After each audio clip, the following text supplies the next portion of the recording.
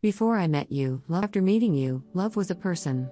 It was as though every love song I'd ever connected with, every romantic movie that had ever brought me to tears, had really just been connecting me to you.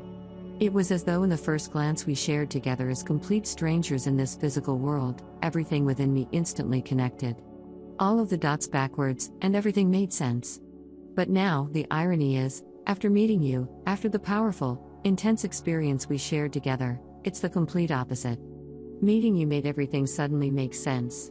It felt like I walked out of a cave and into the sunlight for the first time, and I didn't even know that I had been in the dark. But after meeting you, I now felt as though nothing about the future made sense. I remember when I lost you, and it felt as though fate had made some kind of mistake, nature had made an error, and I desperately wanted to correct that error. So, from my thinking, logical human mind that I now, years later, understand to be my ego, I tried so desperately to find you, to force you back into my life. I reached out into the darkness, I called your name into the silence every single night. I fell asleep thinking about you because I couldn't fall asleep otherwise. I tried sharing about you to others, to my friends, to my family, but they didn't understand. And I now know that they didn't understand because they have never experienced what I felt with you.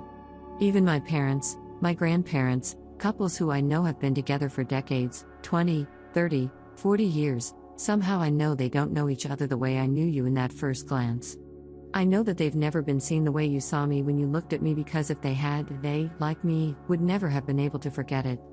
They would have carried it around with them the way I carry you with me, the way I keep your name on the tip of my tongue and in the back of my mind, the way I always find myself pulled back to you, the way I search for you in every crowd, on every airplane, in every new city, thinking maybe this is where you'll be, maybe this is where you'll live now. How desperately I long to know the smallest details of your life. How you take your coffee, whether you're a dog person or a cat person, what your family is like. And my greatest fear is that I will never know these things. My greatest fear is that somehow I miss my chance, that somehow fate's mistake will never correct itself. So I go back to the places that we met, and I sit there hoping that maybe if I put my feet in the sand long enough and let the tide wash over my ankles, that one day you'll cross over the sea and pull me into your arms, and we will still be strangers but have a chance in this lifetime to become more familiar, the way we were in thousands of lifetimes before this one. After you left, I kept asking myself why. Why did I meet with such a soul-touching love? With a love I never would have imagined existed, only for it to be pulled away from me, only for the rug to be pulled out from under me. Did I do something wrong? Did I push you away? Did I run away? But now I realize that in that moment, you awakened me. That first glance wasn't love at first sight in the traditional sense, it was soul remembering. I didn't fall in love with you in that moment, I remembered that I had always been in love with you, that I'd been carrying you around with me in my soul. And that remembering hit me like a ton of bricks. It sent a shockwave through my energy field. It encapsulated my entire being, and it still does, even now when I think of you, when I think of those moments we shared together.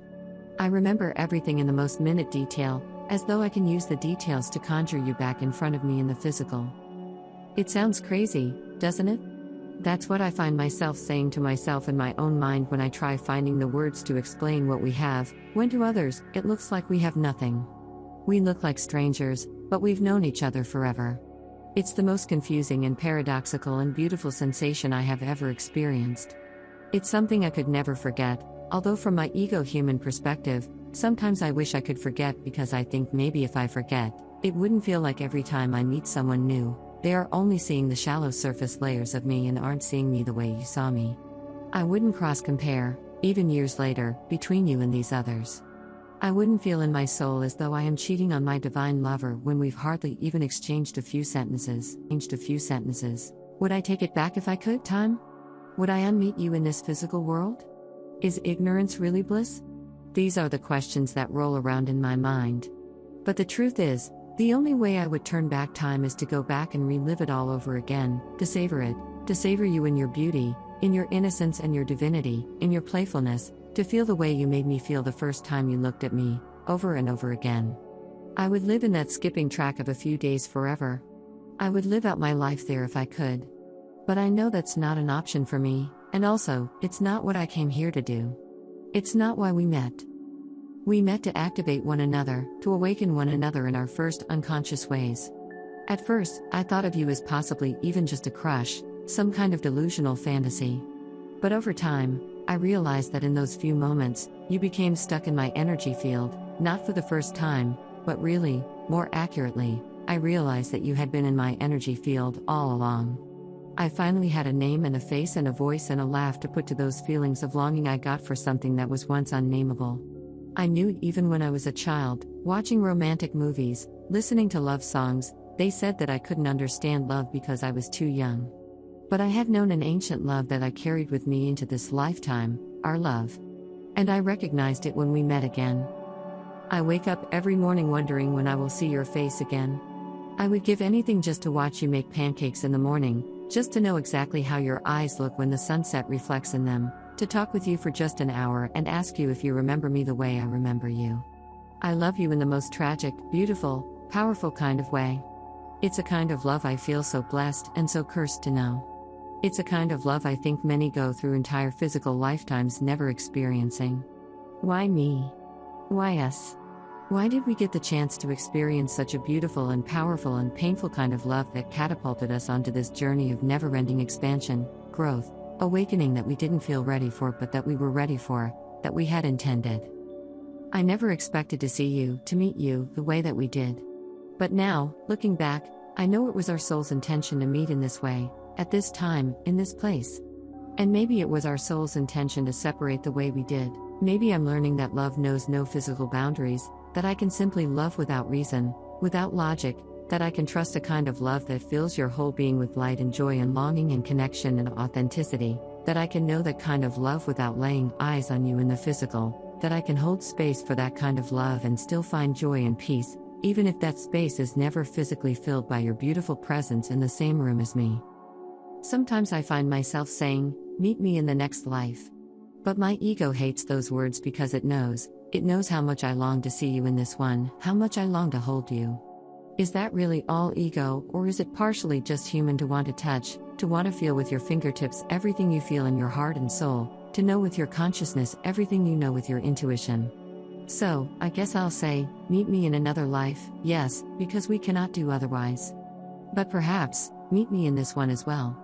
Maybe when we've both run our course around this world, through different relationships and places and jobs, maybe one day we'll bump into each other in a coffee shop somewhere in some new city I haven't even been to yet, and maybe we'll relive that recognition, and this time, we'll be ready.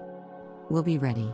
But until then, don't forget me in your energy, hold me in your mind, even unconsciously if that's all you can muster. But do not forget me entirely. I'm with you always in soul, even when I'm not with you in body, physically. And how I long to be, and how I hope to be someday. So, live your life, be happy, love, fall in love. But never forget the love that touched your soul the most deeply. Never forget our love. So, as I move through this world, I carry the imprint of our love within me. It's a constant companion, a flame that burns brightly in my heart. It guides me, inspires me, and reminds me of the depth of connection that is possible between two souls. Sometimes, I wonder if our paths will cross again in this lifetime. I find myself daydreaming about chance encounters, serendipitous moments when our eyes will meet and that familiar spark will ignite once more. I imagine the conversations we would have, the laughter we would share, and the profound understanding that would flow between us. But I also understand that life doesn't always unfold according to our desires. The universe has its own mysterious ways of orchestrating events, and I must trust in its wisdom. Perhaps our time together was meant to be brief, a catalyst for growth and transformation. And if that is the case, I am grateful for every precious moment we shared. I take solace in knowing that love transcends physical presence. It exists in the realm of energy and spirit, weaving its threads through the tapestry of our lives. Our love will forever be a part of me, an eternal flame that illuminates my path and shapes my journey. So, wherever you are in this vast universe, know that I carry you with me always. You are etched into the very fabric of my being, and nothing can diminish the profound impact you have had on my soul. Our love is a timeless connection that stretches beyond the boundaries of space and time. And so, I will continue to live my life, embracing the joys and challenges that come my way. I will cherish the memories we created and hold them close to my heart. And who knows what the future holds?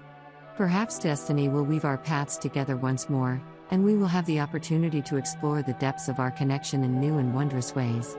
But until that day comes, I will honor our love by living authentically, by remaining open to the beauty and mystery of life. And in every moment, I will carry the essence of our love, a beacon that guides me towards a deeper understanding of myself and the world around me. So, my love, wherever you may be, know that you are cherished, remembered, and forever held in my heart. Our love is a force that transcends the limitations of time and space, and it will continue to shape and inspire me for the rest of my days. And so, I say to you, meet me in another life, in this life, and in every moment beyond. For our love is boundless, infinite, and eternal.